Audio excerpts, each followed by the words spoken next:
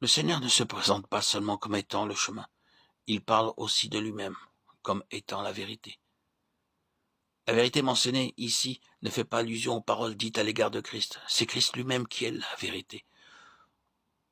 Souvent, les chrétiens saisissent l'enseignement et les interprétations concernant Christ comme étant des vérités, alors qu'en réalité, la vérité ne se rapporte à une chose, car elle est la personne même de Christ.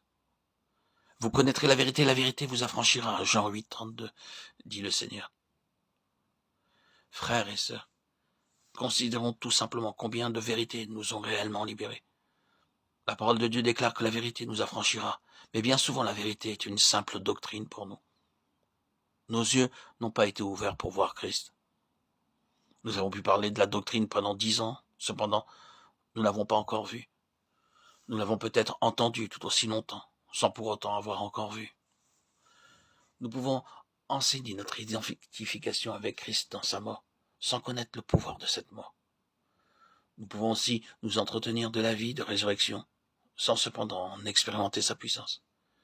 Si nous ne parlons que de la doctrine, nous manipulons quelque chose de mort. Un jour, une personne écrivit ceci à un autre frère. Un certain frère a péché contre moi et je ne suis pas au clair pour savoir si je dois lui pardonner. C'est pourquoi je vous demande de me donner votre avis. Mon cœur est tout à fait tranquille devant Dieu. Si vous dites que je dois pardonner, je lui pardonnerai. Si vous pensez que je ne dois pas le faire, alors je ne lui pardonnerai pas.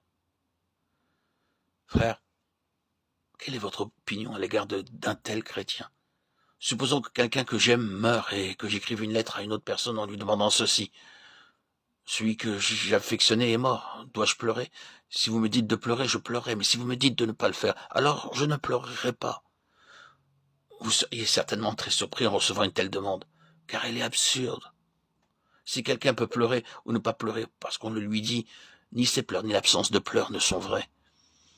Les deux attitudes sont fausses et sont donc des œuvres mortes, dépourvues de la vie. Ou vous pardonnez à votre frère, ou bien vous ne lui pardonnez pas. Tout ce que vous faites sur la base d'une doctrine sans vie n'est que prétention. Frère, tout ce qui ne procède pas du Christ vivant en nous, ou qui n'émane pas de Christ, notre vérité, c'est-à-dire tout ce qui est fait sur la base de la doctrine, est une œuvre morte. Elle n'a pas de vie. Elle n'est pas vivante. Voyons-nous ce qui différencie ces deux choses. Cette distinction est tellement grande et importante qu'elle ne peut rester ignorée. Une œuvre a besoin de notre mémoire, tandis que la vie agit spontanément. Une parole qui procède de la vie n'est pas sollicitée par notre mémoire. Elle jaillit par la puissance de la vie qui est en nous. C'est le Seigneur, et non pas la doctrine ou l'enseignement qui doit nous contrôler. Le jour doit venir où Dieu devra ouvrir nos yeux pour nous montrer que la réalité spirituelle est en Christ. Nous ne devons pas essayer de nous souvenir de certaines doctrines pour agir. C'est Christ qui vit en nous. Il est notre vérité. Et cette vérité est vivante.